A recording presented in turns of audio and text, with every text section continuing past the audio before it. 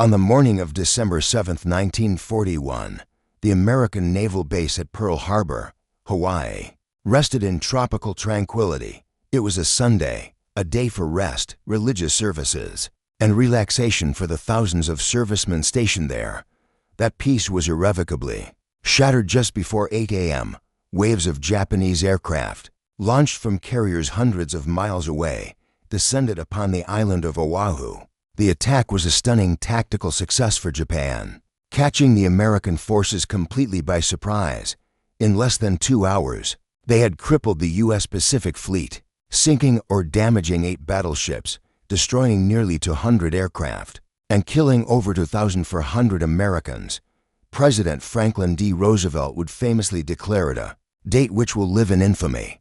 The attack, intended to neutralize American naval power in a single blow, instead unified a deeply divided and isolationist-leaning nation. The sleeping giant was awakened, filled with a terrible resolve. The industrial might of the United States, dormant for years during the Great Depression, roared to life, converting factories from making cars to making tanks, planes, and ships. The cry of "Remember Pearl Harbor" became the rallying cry that would echo across the vast Pacific for the next 4 years. The strike on Pearl Harbor was not an isolated event, but the violent culmination of decades of Japanese expansionism, driven by a militaristic government, a need for vital resources like oil and rubber, and a belief in their own manifest destiny in Asia. Japan had already been at war with China for years. They promoted the idea of a greater East Asia co-prosperity sphere, painting it as an alliance of Asian nations free from Western colonialism. In reality, it was a brutal Japanese empire. Following Pearl Harbor, Japanese forces moved with terrifying speed and precision. They invaded the Philippines, captured the supposedly impregnable British fortress of Singapore, seized the resource-rich Dutch East Indies, and swept across Burma, Malaya, and countless islands. By mid-1942, the Empire of Japan stretched from the borders of India to the Central Pacific, controlling a vast oceanic and continental territory. Their soldiers were disciplined, battle-hardened, and fanatically loyal, seemingly invincible. In the bleak early months of 1942, with relentless news of Allied defeats, America desperately needed a victory, or at least a sign of hope. The Doolittle Raid, conceived by naval planner Francis Lowe and led by the daring Lieutenant Colonel James Doolittle, was the answer. It was an audacious, almost suicidal mission. 16 B-25 Mitchell medium bombers, planes never designed for such a task, were loaded onto the deck of the aircraft carrier USS Hornet. They would sail deep into enemy waters, take off from a carrier deck far too short for them, strike the Japanese home islands, and then attempt to fly on to safety in China. The raid itself, launched on April 18, 1942, inflicted minimal physical damage on Tokyo and other cities. Its true impact was psychological. It shattered the Japanese myth of their homeland's invulnerability, forcing their military to pull back valuable fighter units for home defense. For Americans, it was a colossal boost in morale, proving that the U.S. could and would strike back. Admiral Isoroku Yamamoto, the architect of Pearl Harbor, sought one final, decisive battle to annihilate the remaining U.S. carriers. His target was the tiny atoll of Midway. But this time, the Americans were not surprised. U.S. Navy codebreakers, in a brilliant feat of signals intelligence, had broken the Japanese naval codes and knew the exact plan, date, and location of the attack. Admiral Chester Nimitz, commanding the U.S. Pacific Fleet, laid a perfect ambush. From June 4 to 7, 1942, the battle raged, fought entirely by aircraft. In a fate-filled 5-minute span, American dive bombers from the carriers USS Enterprise and USS Yorktown caught the Japanese carriers at their most vulnerable moment, while rearming and refueling their planes. They sank all 4 of Japan's front-line heavy carriers, the Akagi, Kaga, Soryu, and Hiryu, the very ships that had attacked Pearl Harbor. The loss was catastrophic and irreplaceable. Midway shattered Japanese naval supremacy, halted their eastward expansion, and marked the definitive turning point of the Pacific War. The victory at Midway gave the Allies the initiative, but the challenge remained immense. The Pacific was a vast ocean dotted with thousands of Japanese-held islands, each a potential fortress. To attack every single one would be a bloody, decades-long endeavor. Thus, the island-hopping or leapfrogging strategy was developed. Championed by Admirals Nimitz and Halsey and General MacArthur, the plan was not to conquer, but to bypass. Heavily fortified Japanese bases, like the major hub at Rabaul, would be isolated, cut off from supplies by air and sea, and left to wither on the vine. Meanwhile, Allied forces would seize lightly defended, but strategically vital islands, those with deep water, anchorages, or flat terrain suitable for airfields. Each captured island became a stepping stone, a new forward base from which to launch the next. Hop closer to Japan. This pragmatic strategy conserved manpower, accelerated the Allied advance, and kept the Japanese perpetually off balance. The first test of this new offensive strategy came at Guadalcanal and the Solomon Islands. Beginning in August 1942, the initial landing by U.S. Marines to seize a critical, under-construction Japanese airfield was relatively easy. The Japanese reaction, however, was swift and brutal. For 6 agonizing months, the island became a microcosm of the entire Pacific War. By day, American forces, primarily the Marines, controlled the airfield, which they named Henderson Field. By night, the Japanese dominated the surrounding jungle and seas, launching Tokyo Express naval runs to shell the Marines and land reinforcements. The naval battles in the surrounding waters, dubbed Iron Batom Sound for the sheer number of ships sunk, were desperate. On land, the fighting was a primal struggle against a determined enemy. Rampant tropical diseases like malaria, suffocating heat, and near starvation. The American victory in early 1943, though bought at a terrible price, was the first major land offensive won against Japan, proving the U.S. soldier could outfight and outlast his Japanese counterpart. The island-hopping strategy led the U.S. to the tiny atoll of Tarawa in the Gilbert Islands in November 1943. Planners believed the 2-square-mile island of Betio, defended by 4,500 elite Japanese naval troops, could be taken in a day after a massive naval bombardment. They were tragically wrong. The bombardment, while heavy, failed to destroy the deeply entrenched Japanese defenders, who were sheltered in steel and concrete bunkers.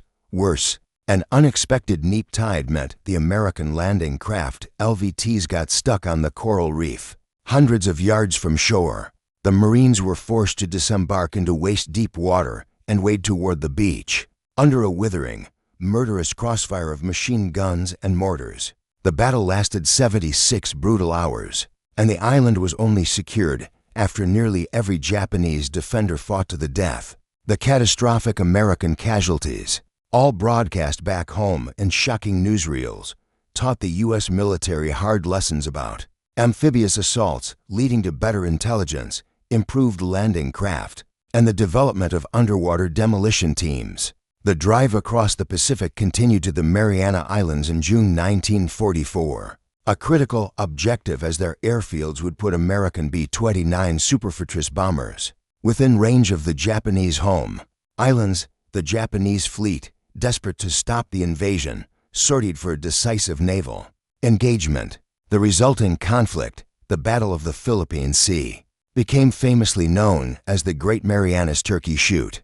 It was a complete and utter disaster for Japanese naval aviation. American technological superiority in the form of the outstanding F-6F Hellcat fighter, radar-directed anti-aircraft fire, and superior pilot training proved overwhelming.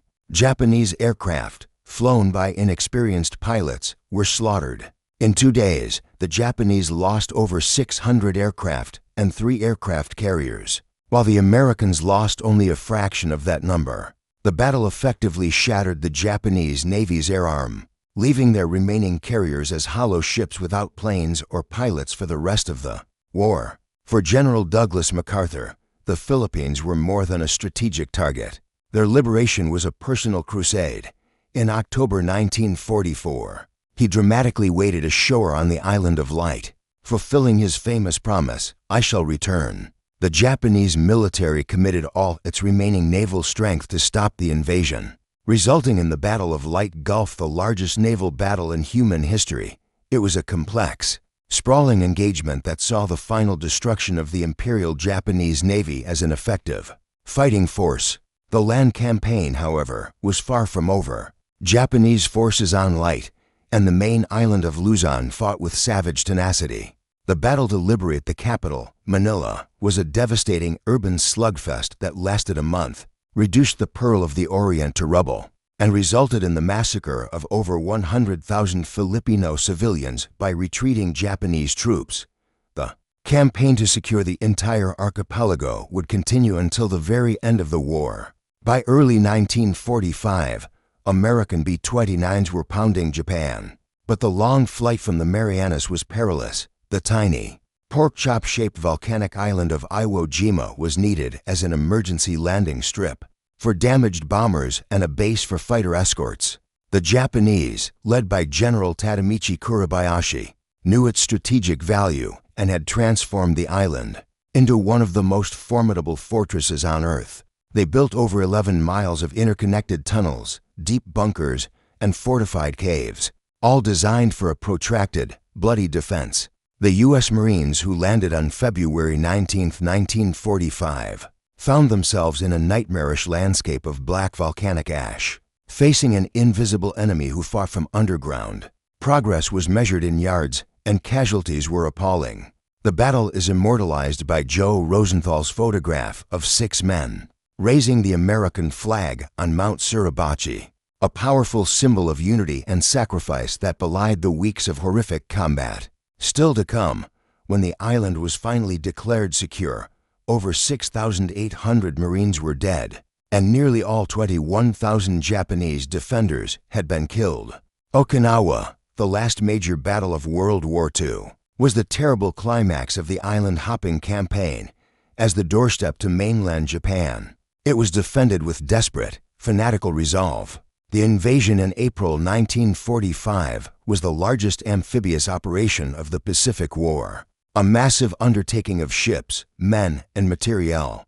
The Japanese unleashed the full, terrifying force of the kamikaze, with over 1,900 suicide planes diving into the Allied fleet, sinking 36 ships and damaging hundreds more, creating a new level of psychological terror for the sailors. On land, the U.S. Army and Marines faced a typhoon of steel, a relentless barrage of artillery and mortar. Fire from Japanese troops dug into a labyrinth of caves and fortified ridges.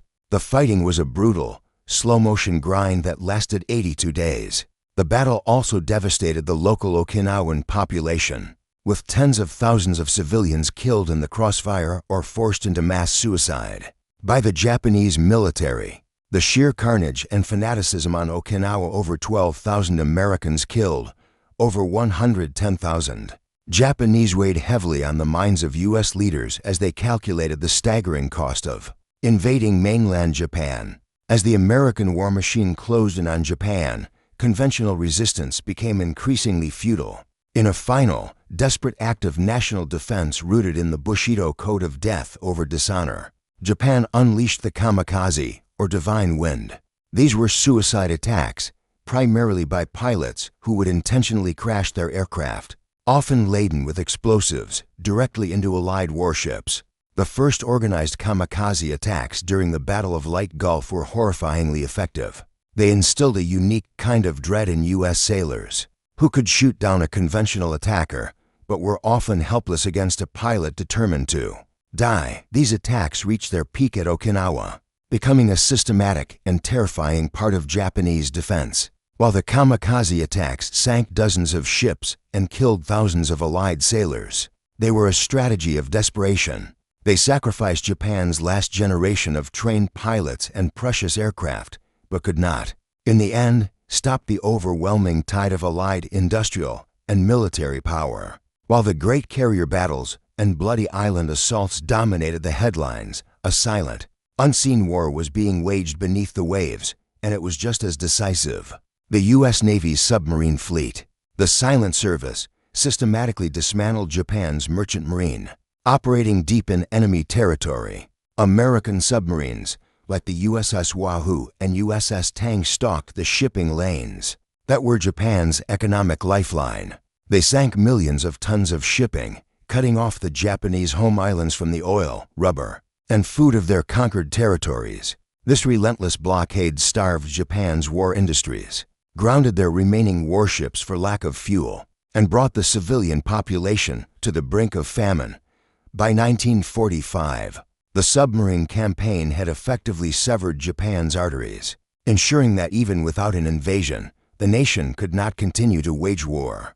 By the summer of 1945, Japan was defeated, but it had not surrendered. Its military leaders vowed to fight to the last man, woman, and child, promising a glorious death for 100 million. Faced with the horrifying casualty projections from Iwo Jima and Okinawa, which estimated an invasion of the mainland could cost over 1 million Allied lives, President Harry S. Truman made a fateful decision.